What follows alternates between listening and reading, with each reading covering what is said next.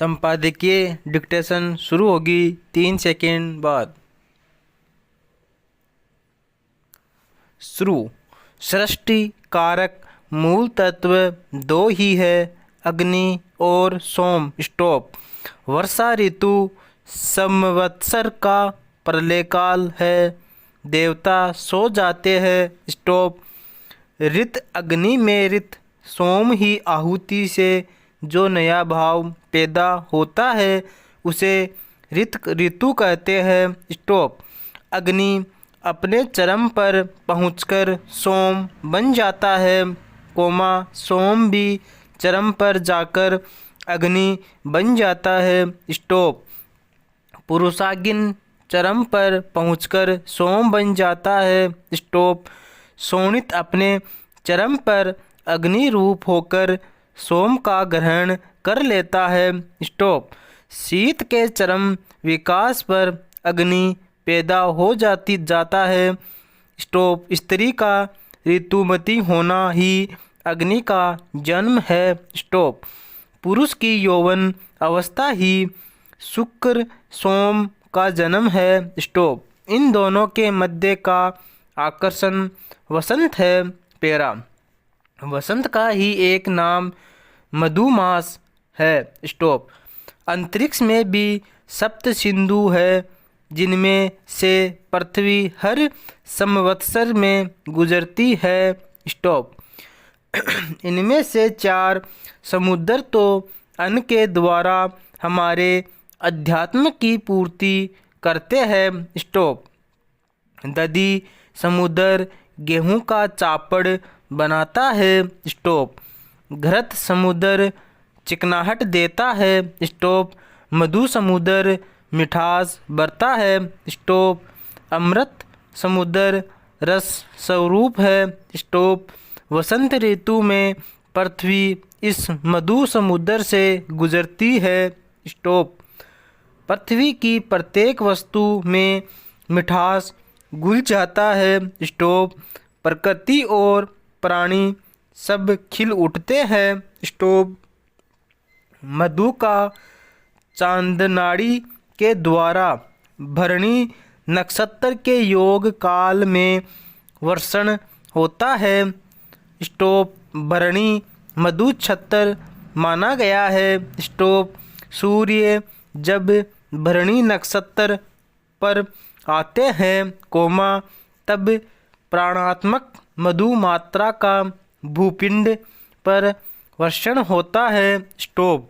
अतः चैत्र काल को मधुमास माना गया है।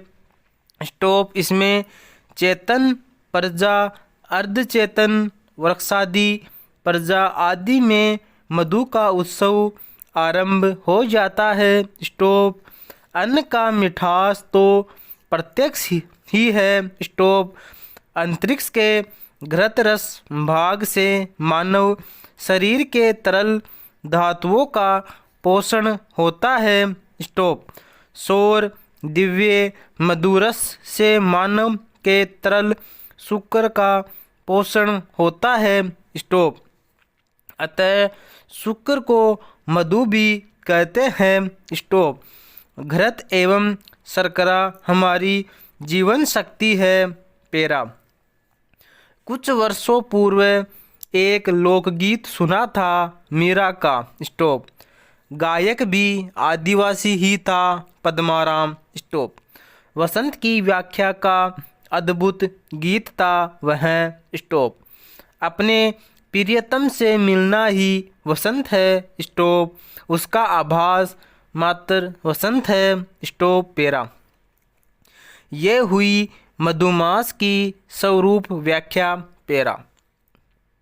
पुरुष कोमा प्रकृति के उद्यात सौंदर्य को देखकर आह्लादित है। स्टॉप। किसी भी स्थान अथवा योनि में जीव है, कोमा वही उल्लासित है, कोमा आनंदित है। स्टॉप। प्रकृति अपनी पूर्णता के लिए हुए पुरुष के मन में कामना उत्पन्न कर रही है। स्टॉप। ऋत भाव को सत्य भाव में प्रकट करने का निमंत्रण है। स्टॉप। मधु सूर्य की वस्तु है, किरणों के माध्यम से पृथ्वी को मधुमेह बना देता है। स्टॉप। वैसे मधु स्वयं में उच्छिष्ट है। स्टॉप। एक मधु नामक दैत्य भी हुआ है जो विष्णु के कान के मेल से उत्पन्न हुआ था। पेरा। वसंत काल नव वर्ष के अमृत काल की नव संवत्सर की पूर्व सूचना है। स्टॉप। फसल पकाने को है। स्टॉप। अन्न में मधु के प्रवेश का काल है। स्टॉप। मधु को पचाना नहीं पड़ता। स्टॉप। मक्खियाँ पचा चुकी होती है।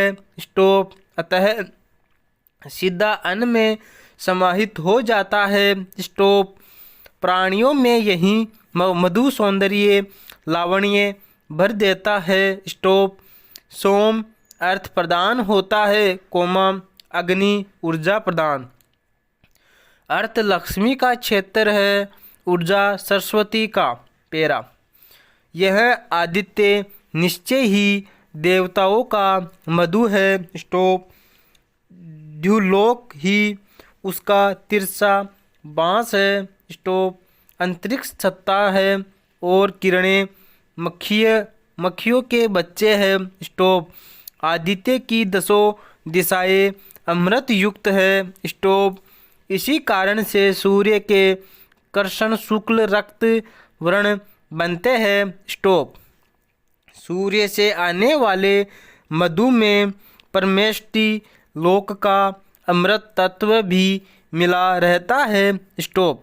श्रुति कहती है चलते रहो मधु मिलेगा। पेरा।